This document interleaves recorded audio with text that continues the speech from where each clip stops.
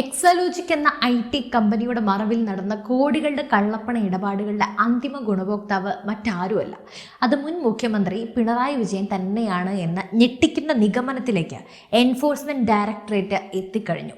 അതെ, കളി മാറുകയാണ്, കളവും മുറുകുകയാണ്. മകൾക്ക് വേണ്ടി മതിൽ തീർത്ത അച്ഛനും ഭാര്യയുടെ ബിസിനസ് സാമ്രാജ്യത്തിൽ അഭയം കണ്ടെത്തിയ ഭർത്താവും കേന്ദ്ര ഏജൻസിയുടെ ചോദ്യങ്ങൾക്ക് മുന്നിൽ നിന്ന് വിറയ്ക്കുകയാണ്. കേരളം കണ്ട ഏറ്റവും വലിയ രാഷ്ട്രീയ സാമ്പത്തിക കൊടുങ്കാറ്റായ CMRL എക്സാലോജിക് മാസപ്പടി കേസ് ഇപ്പോൾ പുതിയ ഒരു ക്ലൈമാക്സിലേക്ക് കടന്നിരിക്കുന്നു. ഇതുവരെ നമ്മൾ കണ്ടതൊക്കെ വെറും ട്രെയിലർ. യഥാർത്ഥ ക്ലൈമാക്സ് ഇനി നടക്കാൻ പോകുന്നതേയുള്ളൂ. ഒരു വശത്ത് ലോക തൊഴിലാളി വർഗത്തിന്റെ വിപ്ലവ സിദ്ധാന്തങ്ങൾ പ്രസംഗിക്കുന്നു, മറുവശത്ത് കോർപ്പറേറ്റ് കമ്പനികളിൽ നിന്നും മാസാമാസം കൃത്യമായി പടി വാങ്ങിക്കുന്നു. എങ്ങനെയുണ്ട് വിപ്ലവത്തിന്റെ പുതിയ മാതൃക? മുൻ മുഖ്യമന്ത്രി പിണറായി വിജയന്റെ മകൾ വീണ വിജയന്റെ കമ്പനിയെ മാത്രം കേന്ദ്രീകരിച്ച് തുടങ്ങിയ അന്വേഷണം ഇപ്പോൾ ഇതാ ആ കുടുംബത്തിലെ മറ്റ് രണ്ട് പ്രമുഖരിലേക്ക്, അതായത് മുൻ മന്ത്രി പി എ മുഹമ്മദ് റിയാസിലേക്കും സാക്ഷാൽ പിണറായി വിജയനിലേക്കും നേരിട്ടെത്തി നിൽക്കുന്നു. വെറുമൊരു കമ്പനി ഓഡിറ്റിൽ ഒതുങ്ങേണ്ട കേസ് ഇന്ന് കേരളത്തിലെ കമ്മ്യൂണിസ്റ്റ് കോട്ടകളെ നടുക്കുന്ന തരത്തിൽ ഒരു വലിയ കള്ളപ്പണ നിഴലായി മാറിയിരിക്കുകയാണ്. ഇരുവരുടെയും ബാങ്ക് അക്കൗണ്ടുകളും ആസ്തി വിവരങ്ങളും ED അതീവ സുരക്ഷിതമായി സൂക്ഷ്മമായി നിരീക്ഷിച്ചു വരികയാണ്. ഒരു രാഷ്ട്രീയ കുടുംബത്തിന്റെ മൊത്തം സാമ്പത്തിക അടിത്തറ ഇളക്കുന്ന തരത്തിലേക്കാണ് കാര്യങ്ങളുടെ പോക്ക്. കൊച്ചിയിലെ ED ഓഫീസിലേക്ക് വീണ വിജയന് വീണ്ടും നോട്ടീസ് പോയി. ഇത് 3-ാം തവണയാണ് ഹാജരാകാൻ ആവശ്യപ്പെടുന്നത്.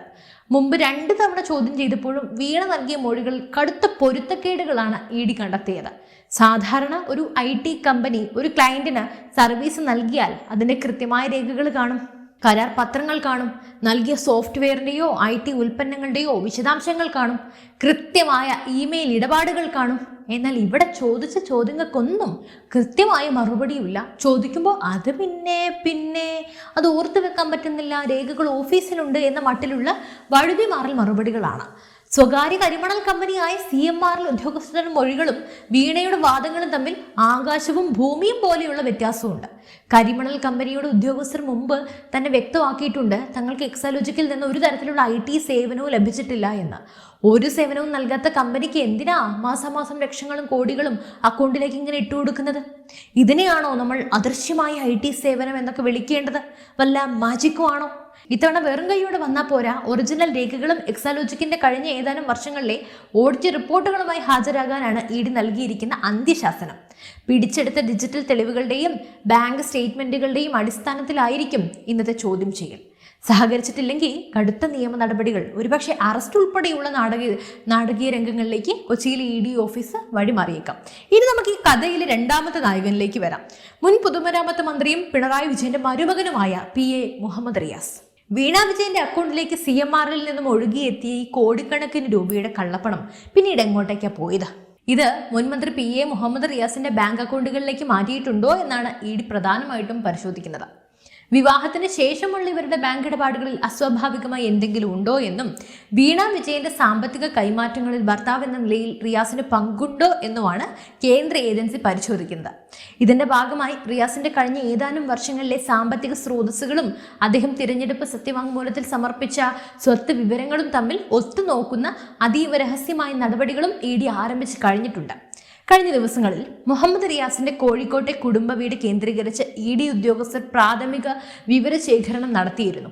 വൻ വിപ്ലവ പ്രസംഗങ്ങൾ കൊണ്ട് കോഴിക്കോട്ടെ മണ്ണിൽ തീപ്പൊരി പാറിക്കുന്ന റിയാസിന് ഭാര്യയുടെ കമ്പനിയിലേക്ക് വന്ന കോടികളുടെ കരിമണൽ പണത്തെക്കുറിച്ച് എന്താ പറയാനുള്ളത് എന്ന് നമുക്കറിയണമല്ലോ.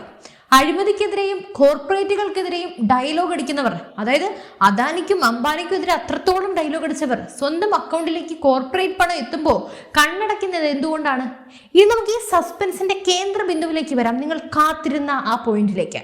സാക്ഷാൽ പിണറായി വിജയൻ ഇരട്ടച്ചങ്കര നാണികൾ വിശേഷിപ്പിച്ച് ക്യാപ്റ്റൻ എന്ന് വിളിച്ച് മുൻ മുഖ്യമന്ത്രി. എക്സാലോജിക് കേസിലെ സാമ്പത്തിക ഇടപാടുകളുടെ അന്തിമ ഗുണഭോക്താവ് പിണറായി വിജയനാണെന്ന നിഗമനത്തിലാണ് ED ഇപ്പോൾ എത്തി നിൽക്കുന്നത്. ഇത് വെറുമൊരു രാഷ്ട്രീയ ആരോപണമല്ല, അന്വേഷണ സംഘം കണ്ടെത്തിയ കൃത്യമായ തെളിവുകളുടെ അടിസ്ഥാനത്തിലുള്ള നിഗമനമാണ്. നമുക്കെല്ലാവർക്കും പരസ്യമായി തന്നെ അറിയാമായിരുന്ന, എന്നാൽ തെളിയിക്കേണ്ട ആ പോയിന്റ്. CMRL കമ്പനി യാതൊരു സേവനവും ലഭ്യമാക്കാതെ വീണയുടെ കമ്പനിക്ക് കോടികൾ മാസപ്പടിയായി നൽകിയത് വെറുമൊരു വാണിജ്യ ഇടപാടല്ല.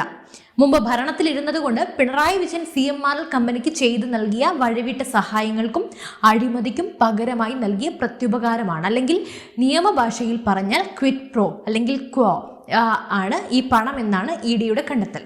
കരിമണൽ ഖനനവുമായി ബന്ധപ്പെട്ട് അനുമതികൾ വേഗത്തിലാക്കാനും റവന്യൂ വകുപ്പിന്റെ പ്രത്യേക ഇളവുകൾ ലഭ്യമാക്കാനും അന്ന് മുഖ്യമന്ത്രിയുടെ ഓഫീസ് നേരിട്ട് ഇടപെട്ടതിന്റെ ഡിജിറ്റൽ തെളിവുകൾ, നിർണായകമായ ഫയൽ നോട്ടുകൾ എന്നിവയെല്ലാം ED ഇതിനോടകം തന്നെ ശേഖരിച്ചിട്ടുണ്ട്.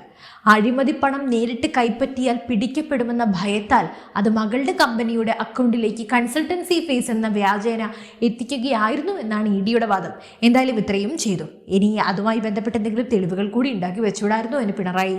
ഇതിൽ എങ്ങനെയുണ്ട് ബുദ്ധി? വിപ്ലവ പാർട്ടി നേതാവിന്റെ കോർപ്പറേറ്റ് ബുദ്ധി കണ്ട് സാക്ഷാൽ കാർൽ മാർക്സ് പോലും അത്ഭുതപ്പെടുന്നുണ്ടാകാം. തൊഴിലാളി വർഗത്തിന്റെ പേരിൽ വോട്ട് വാങ്ങി കോർപ്പറേറ്റുകളുടെ കാവൽക്കാരനായി മാറുന്ന വിചിത്രമായ കാഴ്ച. നമുക്കിതിൽ ചില കൃത്യമായ ഡാറ്റകളിലേക്ക് കടക്കാം. ഇൻകം ടാക്സ് സെറ്റിൽമെന്റ് ബോർഡിന്റെ കണ്ടെത്തലുകൾ പ്രകാരം ഒരു സേവനവും നൽകാതെയാണ് CMRL വീണയ്ക്ക് പണം നൽകിയത്. IT സേവനം നൽകി എന്നാണ് പറയുന്ന എക്സാലോജിക് കമ്പനിയുടെ GST റിട്ടേണുകളും CMRLന്റെ അക്കൗണ്ട് ബുക്കുകളും തമ്മിൽ യാതൊരു പൊരുത്തവുമില്ല. ഒരു വശത്ത് സാധാരണക്കാരായി പാർട്ടി സഖാക്കൾ മാസാമാസം വെയിലത്ത് നടന്ന് പാർട്ടിക്ക് വേണ്ടി മുദ്രാവാക്യം വിളിക്കുന്നു, രക്തസാക്ഷികളാകുന്നു. മറുവശത്ത് കോട്ട പോലെയുള്ള എയർ കണ്ടീഷൻ വീട്ടിലിരുന്ന് കോടികളുടെ കരിമണൽ പണത്തിന്റെ വിഹിതം പറ്റുകയായിരുന്നു ഈ വിപ്ലവ കുടുംബം. ഇതിനെയാണോ നമ്മൾ തൊഴിലാളി വർഗ സർവാധിപത്യം എന്ന് വിളിക്കേണ്ടത്? പൊതുജനങ്ങളുടെ കണ്ണിൽ പൊടിയിടാൻ വേണ്ടി മാത്രം മുതലാളിത്ത വിരുദ്ധ പ്രസംഗങ്ങൾ നടത്തുകയും അണിയറയിൽ മുതലാളിമാരുമായി കോടികളുടെ ഡീൽ ഉറപ്പിക്കുകയും ചെയ്യുന്ന ഈ ഇരട്ടത്താപ്പാണ് ഇപ്പോൾ ED ഓരോന്നായി പുറത്തു കൊണ്ടുവരുന്നത്. ഇനി എന്തായിരിക്കും സംഭവിക്കുക? നിയമത്തിന്റെ വഴിയിൽ നിന്ന് എത്ര നാൾ ഇവർക്ക് ഒളിച്ചോടാൻ കഴിയും? ഡിജിറ്റൽ തെളിവുകളുടെയും പിടിച്ചെടുത്ത ബാങ്ക് സ്റ്റേറ്റ്മെന്റുകളുടെയും അടിസ്ഥാനത്തിൽ ED തയ്യാറാക്കിയിരിക്കുന്ന കൃത്യമായ ചോദ്യാവലിക്ക് മുന്നിൽ വീണ വിജയൻ മറുപടി മുട്ടുമ്പോൾ കാര്യങ്ങൾ എന്തു തന്നെ ആയാലും കൈവിട്ടു പോകും. അത് കാണാനായി കാത്തിരിക്കുകയാണ്. അന്വേഷണം മുഹമ്മദ് റിയാസിന്റെ ബാങ്ക് ലോക്കറുകളിലേക്കും പിണറായി വിജയന്റെ നേരിട്ടുള്ള സാമ്പത്തിക ഇടപാടുകളിലേക്കും ഔദ്യോഗികമായി വ്യാപിപ്പിക്കുന്നതോടെ കേരള രാഷ്ട്രീയം വീണ്ടും ഒരു വലിയ ഭൂകമ്പത്തിന് സാക്ഷ്യം വഹിക്കും.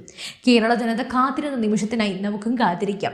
അഴിമതിക്കെതിരെ പോരാടുന്നു എന്ന് പറയുന്നവർ തന്നെ അഴിമതിയുടെ ചെളിക്കുണ്ടിൽ വീഴുന്ന കാഴ്ചയാണ് നമ്മൾ കാണുന്നത്. മാസാമാസം അക്കൗണ്ടിലേക്ക് വന്ന പണത്തിന്റെ കൃത്യമായ സോഴ്സ് കാണിക്കാൻ കഴിഞ്ഞിട്ടില്ലെങ്കിൽ വരും ദിവസങ്ങളിൽ കേരളം കാണാൻ പോകുന്നത് വൻ സസ്പെൻസ് നിറഞ്ഞ രാഷ്ട്രീയ നാടകങ്ങളായിരിക്കും. നിയമം എന്തു തന്നെ ആയാലും അതിന്റെ വഴിക്ക് പോകട്ടെ. പോകുമോ? അതോ ഡൽഹിയിലെയും കേരളത്തിലെയും അന്തർധാരകൾ വഴി ഈ കേസും ഒതുക്കപ്പെടുമോ? നിങ്ങൾക്ക് എന്താണ് തോന്നുന്നത്? നിങ്ങളുടെ അഭിപ്രായങ്ങൾ തീർച്ചയായും താഴെ കമന്റ് ചെയ്യൂ. മറ്റൊരു വിഷയമായി വീണ്ടും എത്തും വരെ നന്ദി.